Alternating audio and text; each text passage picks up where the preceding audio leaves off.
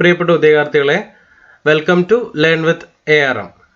ഇന്നത്തെ ക്ലാസ്സിൽ നമുക്ക് കുറച്ച് കറണ്ട് അഫയേഴ്സ് ഡിസ്കസ് ചെയ്യാം. Current affairs September 5, 2025. ഒന്നാമത്തെ ചോദ്യം, 2025 ലോക ബാഡ്മിന്റൺ ചാമ്പ്യൻഷിപ്പിൽ വെങ്കല മെഡൽ നേടിയ ഇന്ത്യൻ പുരുഷ ഡബിൾ സഖ്യം ഏതാണ്? ഒന്ന് സാത്വിക് സായിരാജ് രംഗിറെഡ്ഡിയും ചിരാഗ് ഷെട്ടി സഖ്യവും. ആരൊക്കെയാ? സാത്വിക് ചിരാഗ് ഷെട്ടി സഖ്യം.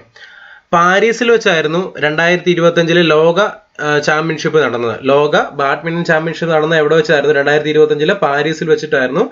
ലോക ചാമ്പ്യൻഷിപ്പിൽ ഈ സഖ്യത്തിന്റെ രണ്ടാമത്തെ മെഡലാണ്. ലോക ചാമ്പ്യൻഷിപ്പിൽ സാത്വിക് ചിരാഗ് ഷെട്ടി സഖ്യത്തിന്റെ രണ്ടാമത്തെ മെഡലാണ്. ആദ്യത്തെ മെഡൽ എന്നായിരുന്നു? 2022 ഈ മെഡൽ നേട്ടത്തോടെ 2011 മുതൽ നടന്ന എല്ലാ ലോക ബാഡ്മിന്റൺ ചാമ്പ്യൻഷിപ്പുകളിലും ഇന്ത്യ മെഡൽ നേടി എന്ന ലോക റെക്കോർഡ് ഇന്ത്യ നിലനിർത്തി. രണ്ടാമത്തെ ചോദ്യം, ഗൂഗിൾ അടുത്തിടെ പുറത്തിറക്കിയ ചിത്രങ്ങളിൽ മാറ്റം വരുത്തുമ്പോൾ അവയുടെ സ്ഥിരത നിലനിർത്താൻ സഹായിക്കുന്ന പുതിയ AI ഇമേജ് എഡിറ്റിംഗ് ടൂളിന്റെ ഔദ്യോഗിക നാമം എന്താണ്? ഉത്തരം ജെമിനി 2.5, ജെമിനി 2.5 ഫ്ലാഷ് ഇമേജ് എന്നാണ് പേര്. ജെമിനി 2.5 ഫ്ലാഷ് ഇമേജ്, അല്ലെങ്കിൽ അതിനെ നാനോ ബനാന എന്ന് പറയും. Nano banana. ഈ ടൂളിന്റെ കോഡ് നാമമാണ് നാനോ ബനാന. ഏതാണ്? ജെമിനി 2.5 ഫ്ലാഷ് ഇമേജ് കോഡിന്റെ കോഡ് നാമമാണ് നാനോ ബനാന. AI നിർമ്മിത ചിത്രങ്ങൾ തിരിച്ചറിയാൻ സിന്ത് ഐ ഡി എന്ന അദൃശ്യമായ ഡിജിറ്റൽ വാട്ടർമാർക്ക് സാങ്കേതിക വിദ്യ ഇതിൽ ഉപയോഗിക്കുന്നു. മൂന്നാമത്തെ ചോദ്യം, സ്ത്രീകൾക്ക് പ്രതിമാസ സാമ്പത്തിക സഹായം നൽകുന്നതിനായി ലാഡോ ലക്ഷ്മി യോജന ആരംഭിച്ച ഇന്ത്യൻ സംസ്ഥാനമാണ് ഹരിയാന. ഏതാണ്? ഹരിയാന. ലാഡോ ലക്ഷ്മി യോജന ആരംഭിച്ച ഇന്ത്യൻ സംസ്ഥാനം ഹരിയാനയാണ്. പദ്ധതി പ്രകാരം യോഗ്യരായ സ്ത്രീകൾക്ക് പ്രതിമാസം 2100 രൂപ സഹായം ലഭിക്കും. 2100 രൂപ സഹായം ലഭിക്കും. ഹരിയാനയിലെ സ്ഥിരതാമസക്കാരിയും വാർഷിക കുടുംബ വരുമാനം 1 ലക്ഷത്തിൽ താഴെ ഉള്ളവരുമായിരിക്കണം എന്നാണ് ഇതിന്റെ പ്രധാന യോഗ്യതാ മാനദണ്ഡം. നാലാമത്തെ ചോദ്യം, കേന്ദ്ര സർക്കാർ ആവിഷ്കരിച്ച നിരാമയ ആരോഗ്യ ഇൻഷുറൻസ് പദ്ധതി ഏത് വിഭാഗത്തിൽ പെട്ടവർക്കുള്ളതാണ്? ഉത്തരം ഓട്ടിസം, സെറിബ്രൽ പാൾസി, മാനസിക വൈകല്യം, ബഹുമുഖ വൈകല്യം എന്നിവയുള്ള ഭിന്നശേഷിക്കാർക്കാണ് നിരാമയ ആരോഗ്യ ഇൻഷുറൻസ് പദ്ധതി നിലവിൽ വരുന്നത്. ഈ പദ്ധതി പ്രകാരം ഒരു വ്യക്തിക്ക് പ്രതിവർഷം 1 ലക്ഷം രൂപ വരെയുള്ള ചികിത്സാ ആനുകൂല്യങ്ങൾ ലഭിക്കും. കേന്ദ്ര സാമൂഹ്യനീതി ശാക്തീകരണ മന്ത്രാലയത്തിന് കീഴിലുള്ള നാഷണൽ ട്രസ്റ്റ് ആണ് ഈ പദ്ധതി നടപ്പിലാക്കുന്നത്. OP ചികിത്സ, ആശുപത്രിവാസം, തെറാപ്പികൾ, ആയുഷ് ചികിത്സകൾ എന്നിവയ്ക്കെല്ലാം ഈ ഇൻഷുറൻസ് പരിരക്ഷ ലഭ്യമാണ്. ഓക്കെ അല്ലേ? ഏതാണ് പദ്ധതി? നിരാമയ പദ്ധതി ആർക്കുള്ളതാണ്? ഓട്ടിസം, സെറിബ്രൽ പാൾസി, മാനസിക വൈകല്യം, ബഹുമുഖ വൈകല്യം എന്നിവയുള്ള ഭിന്നശേഷിക്കാർക്കാണ്.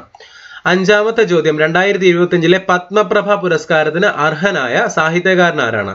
ഉത്തരം ആലങ്കോട് ലീലാകൃഷ്ണനാണ് 2025 പത്മപ്രഭ പുരസ്കാരം നേടിയത്. സ്വാതന്ത്ര്യ സമര സേനാനിയും സോഷ്യലിസ്റ്റുമായിരുന്ന MK പത്മപ്രഭ ഗൌഡരുടെ സ്മരണാർത്ഥം ഏർപ്പെടുത്തിയ പുരസ്കാരമാണ് പത്മപ്രഭ പുരസ്കാരം.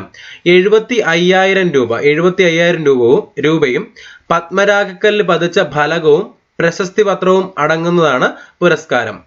ആറാമത്തെ ചോദ്യം, ശ്രീനാരായണ ഗുരു രചിച്ച ഏത് കൃതിയാണ് 104 ഭാഷകളിലേക്ക് മൊഴിമാറ്റം ചെയ്ത് ഓക്സ്ഫോർഡ് സർവകലാശാലയ്ക്ക് അടുത്തിടെ സമർപ്പിച്ചത്? ഉത്തരം ദൈവദശകം. ഏതാണ്? ദൈവദശകമാണ് 104 ഭാഷകളിലേക്ക് മൊഴിമാറ്റം ചെയ്ത് ഓക്സ്ഫോർഡ് സർവകലാശാലയ്ക്ക് അടുത്തിടെ സമർപ്പിച്ചത്. 1914 ആലുവ അദ്വൈതാശ്രമത്തിൽ വെച്ചാണ് ശ്രീനാരായണ ഗുരു ഈ സാർവലൗകിക പ്രാർത്ഥന രചിച്ചത്. ജാതിമത ദൈവ സങ്കല്പങ്ങൾക്ക് അതീതമായ അദ്വൈത ദർശനത്തിൽ അധിഷ്ഠിതമായ ഒരു കൃതിയാണ് ദൈവദശകം. ഏഴാമത്തെ ചോദ്യം, national annual and index on woman safety NARI report പ്രകാരം ഇന്ത്യയിലെ മെട്രോ നഗരങ്ങളിൽ സ്ത്രീകൾക്ക് ഏറ്റവും സുരക്ഷിതമായ നഗരം എന്ന് പറയുന്നത് ഏതാണ്? മുംബൈയാണ്. ഏതാണ്? മുംബൈ. നാഗാലാൻഡിന്റെ തലസ്ഥാനമായ കൊഹിമയാണ് റിപ്പോർട്ടിലെ മൊത്തം പട്ടികയിൽ 1-ാം സ്ഥാനത്ത് ഉള്ളത്.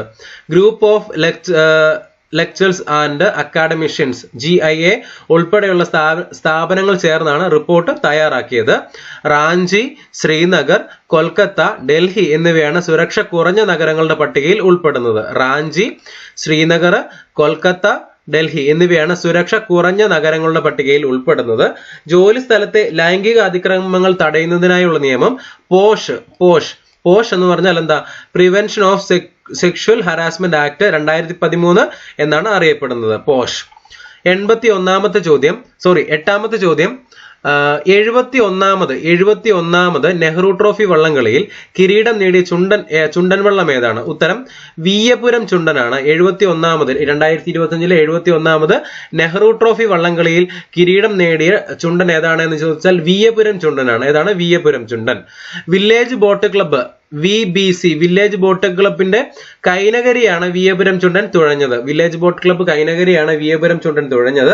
പുന്നമട ബോട്ട് ക്ലബ്ബ് തുഴഞ്ഞ നടുഭാഗം ചുണ്ടൻ രണ്ടാം സ്ഥാനത്തെത്തി. തുഴഞ്ഞത് പുന്നമട ബോട്ട് ക്ലബ്ബാണ്. 1952 പ്രധാനമന്ത്രി ജവഹർലാൽ നെഹ്റുവിന്റെ സന്ദർശനത്തിന്റെ സ്മരണാർത്ഥം ആരംഭിച്ച ഈ വള്ളംകളി എല്ലാ വർഷവും ഓഗസ്റ്റ് മാസത്തിലെ 2ാമത്തെ ശനിയാഴ്ചയാണ് നടക്കുക. ആലപ്പുഴയിലെ പുന്നമടക്കായലിലാണ് നടക്കുന്നത്. നെഹ്റു ട്രോഫി വള്ളംകളിയോടെയാണ് ഇന്ത്യൻ പ്രീമിയർ ലീഗ് മാതൃകയിലുള്ള ചാമ്പ്യൻസ് ബോട്ട് ലീഗ് CBL തുടക്കമാകുന്നത്. 9ാമത്തെ ചോദ്യം, ആരുടെ ജന്മദിനമാണ് ഇന്ത്യയിൽ ദേശീയ കായിക ദിനമായി ആചരിക്കുന്നത്? ആരുടെ ജന്മദിനമാണ്? മേജർ ധ്യാൻചന്ദിന്റെ ജന്മദിനമാണ് ഇന്ത്യയിൽ ദേശീയ കായിക ദിനമായിട്ട് ആചരിക്കുന്നത്. ദേശീയ കായിക ദിനം എന്ന് പറയുന്നത് ഓഗസ്റ്റ് 29 ആണ്. ഓഗസ്റ്റ് 29. ഈ ദിനത്തിലാണ് രാജ്യത്തെ കായിക താരങ്ങൾക്കുള്ള പരമോന്നത പുരസ്കാരങ്ങളായ മേജർ ധ്യാൻചന്ദ് ഖേൽരത്ന പുരസ്കാരം, അർജുന അവാർഡ്, ദ്രോണാചാര്യ അവാർഡ്, ഏതൊക്കെയാ? Major Dhyan Chand Khel Ratna award, Arjuna award, Dronacharya award എന്നിവ രാഷ്ട്രപതി വിതരണം ചെയ്യുന്നത്. ഹോക്കി മാന്ത്രികൻ എന്ന് അറിയപ്പെട്ടിരുന്ന ധ്യാൻചന്ദ് 1928, 1932, 1936 വർഷങ്ങളിൽ ഇന്ത്യക്ക് ഒളിമ്പിക്സ് ഹോക്കിയിൽ സ്വർണം നേടുന്നതിൽ നിർണായക പങ്ക് വഹിച്ച ആളാണ്. 10ാമത്തെ ചോദ്യം, കേന്ദ്ര സ്റ്റാറ്റിസ്റ്റിക്സ് മന്ത്രാലയത്തിന്റെ വാർഷിക വ്യവസായ സർവേ ASI റിപ്പോർട്ട് പ്രകാരം വ്യവസായ മേഖലയിലെ തൊഴിൽ വളർച്ചയിൽ 1ാം സ്ഥാനത്തുള്ള ഇന്ത്യൻ സംസ്ഥാനം ഏതാണ്? ഉത്തരം തമിഴ്നാടാണ്. ഉത്തരം Tamil Nadu.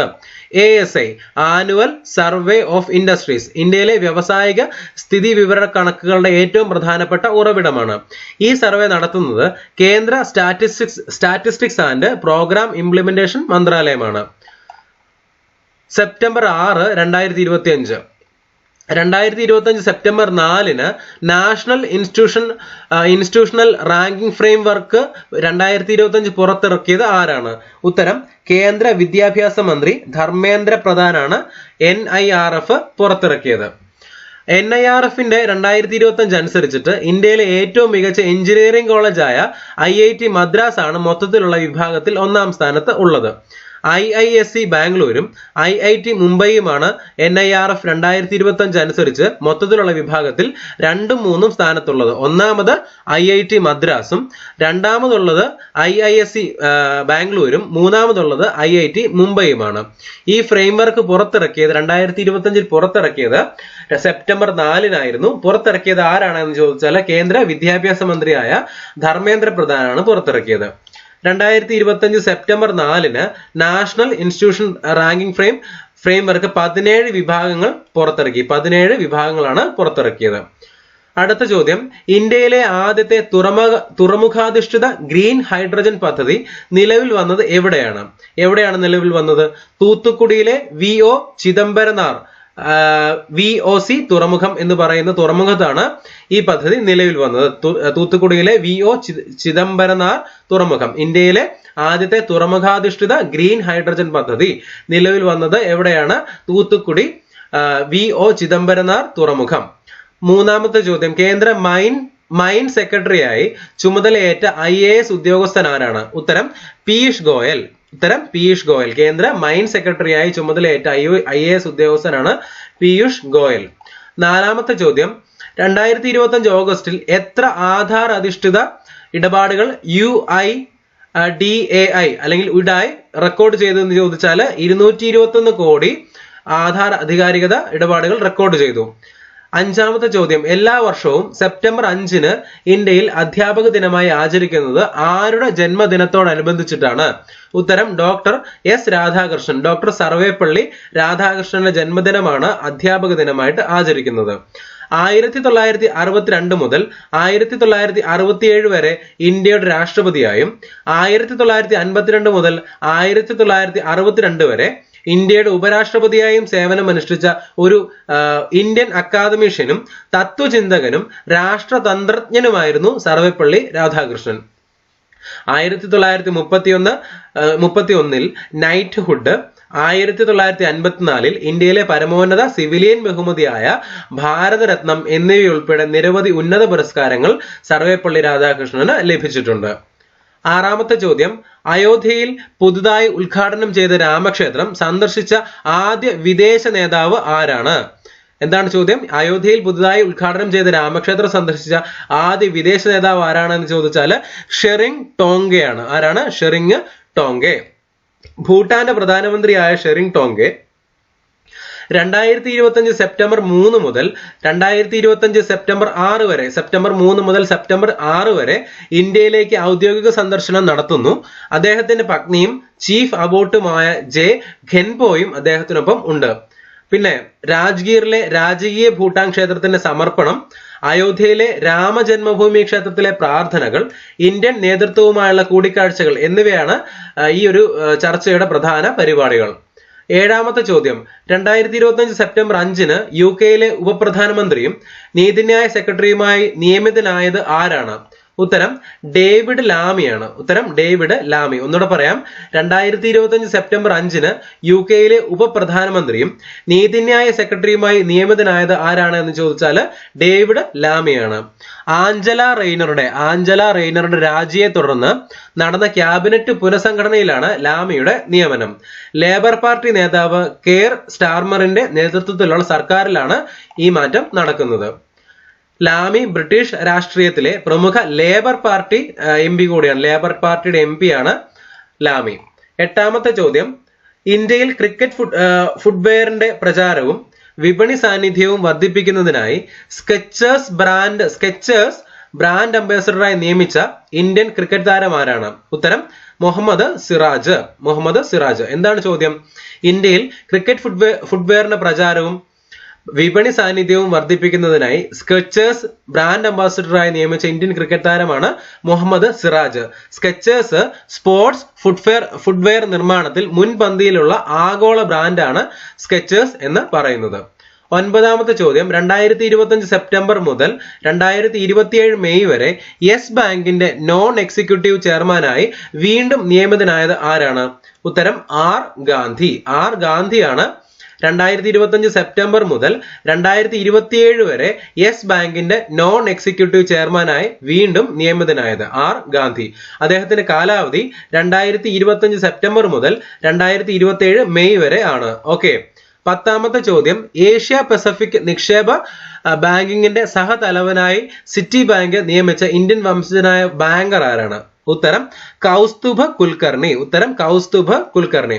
City bank Asia Pacific മേഖലയിലെ നിക്ഷേപ ബാങ്കിങ്ങിന്റെ സഹതലവനായി നിയമനം പ്രഖ്യാപിച്ചു. കൗസ്തുഭ് കുൽക്കർണി ഇന്ത്യൻ വംശജനായ മുതിർന്ന ബാങ്കറാണ് കൗസ്തുഭ് കുൽക്കർണി. അടുത്ത കറണ്ട് അഫയേഴ്സ് സെപ്റ്റംബർ 7 ആണ്. സെപ്റ്റംബർ 7, 2025 ഇന്ത്യൻ റെയിൽവേ ബോർഡിന്റെ പുതിയ ചെയർമാനും സിഇഒയുമായി നിയമിതനായത് ആരാണ്? ഉത്തരം സതീഷ് കുമാർ. ഇന്ത്യൻ റെയിൽവേ ബോർഡിന്റെ പുതിയ ചെയർമാനും സിഇഒയുമായി നിയമിതനായത് സതീഷ് കുമാർ ആണ്. റെയിൽവേ ബോർഡ് ഇന്ത്യൻ റെയിൽവേയുടെ പ്രവർത്തനങ്ങളെ നിയന്ത്രിക്കുന്ന പരമോന്നത സമിതിയാണ് ഇന്ത്യൻ റെയിൽവേ ബോർഡ്. ഇന്ത്യൻ റെയിൽവേയുടെ ആസ്ഥാനം ന്യൂഡൽഹിയിലെ റെയിൽവേ ഭവനാണ്.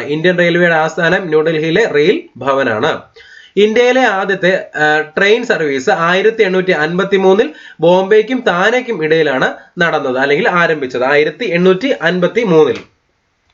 അടുത്ത ചോദ്യം, പപ്പുവ ന്യൂഗിനിയുടെ ചരിത്രത്തിലെ ആദ്യത്തെ ഔദ്യോഗിക ഓസ്കാർ എൻട്രിയായ പപ്പ ബുക്ക എന്ന സിനിമയിലെ നായകനായ ആദിവാസി വിഭാഗത്തിൽപ്പെട്ട വ്യക്തി ആരാണ്? ഉത്തരം സൈൻ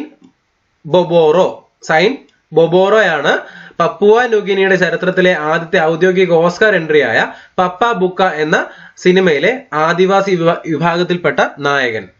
സൈൻ ബൊബോറോ. ഈ സിനിമ സംവിധാനം ചെയ്തിരിക്കുന്നത് പ്രശസ്ത ഇന്ത്യൻ സംവിധായകനായ മലയാളിയായ ഡോക്ടർ ബിജു ആണ് ഈ പപ്പ ബുക്ക എന്ന ചിത്രം സംവിധാനം ചെയ്തത്. ഇതൊരു ഇന്ത്യ പപ്പുവ ന്യൂഗിനി സംയുക്ത സംരംഭമാണ് പപ്പ ബുക്ക.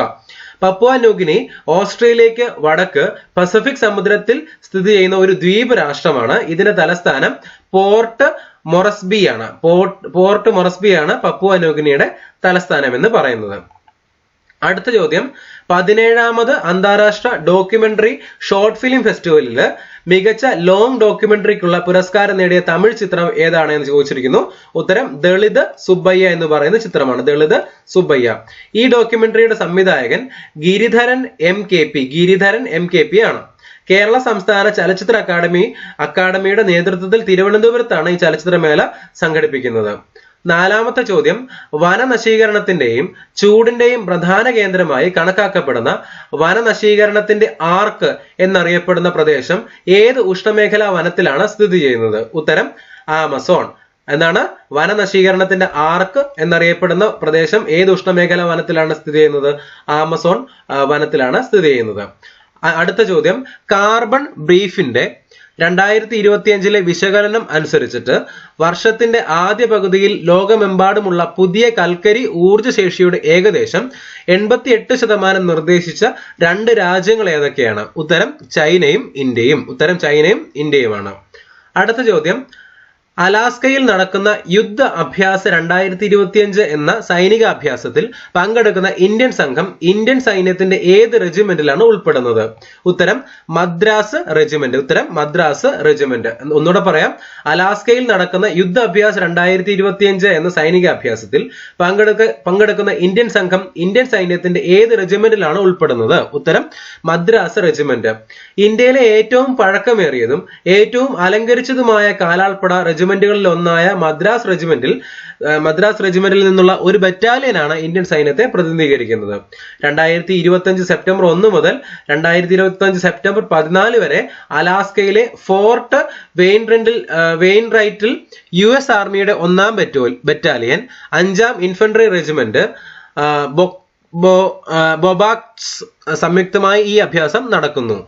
അടുത്ത ചോദ്യം, അടുത്തിടെ അന്തരിച്ച കേരള എക്സൈസ് കമ്മീഷണറായി സേവനമനുഷ്ഠിച്ചിരുന്ന മുതിർന്ന IPS ഉദ്യോഗസ്ഥൻ ആരായിരുന്നു? ഉത്തരം മഹിപാൽ യാദവ്.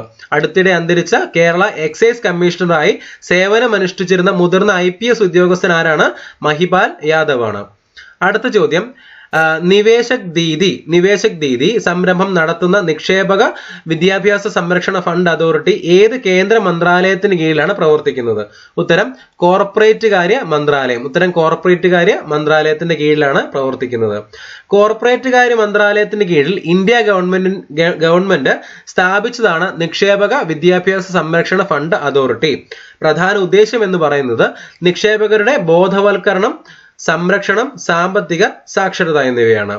നിവേശക് ദീദി പ്രോഗ്രാം ഗ്രാമപ്രദേശങ്ങളിലെ സ്ത്രീ SHG അംഗങ്ങളെ അല്ലെങ്കിൽ സെൽഫ് ഹെൽപ്പ് ഗ്രൂപ്പ്സ് അംഗങ്ങളെ ലക്ഷ്യം വെച്ചിട്ട് ആരംഭിച്ചതാണ്. ധനസാക്ഷരതയിലൂടെ സ്ത്രീ ശാക്തീകരണവും സുരക്ഷിത നിക്ഷേപവും പ്രോത്സാഹിപ്പിക്കുക എന്നുള്ളതാണ് അതിന്റെ ലക്ഷ്യം. 9ാമത്തെ ചോദ്യം, 2027 ആകുമ്പോഴേക്കും GDPയുടെ ശതമാനമായി ജപ്പാന്റെ പ്രതിരോധ ചെലവ് എത്രയാണ്?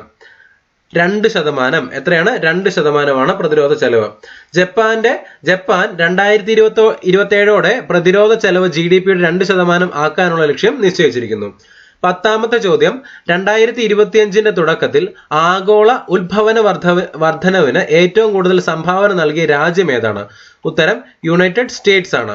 2025 തുടക്കത്തിൽ ആഗോള ഉത്ഭവന വർധനവിന് ഏറ്റവും കൂടുതൽ സംഭാവന നൽകിയ രാജ്യം യുണൈറ്റഡ് സ്റ്റേറ്റ്സ് ആണ്. USA കൽക്കരി വാതക അധിഷ്ഠിത വൈദ്യുതി ഉൽപാദനം വർദ്ധിച്ചതാണ് പ്രധാന കാരണം.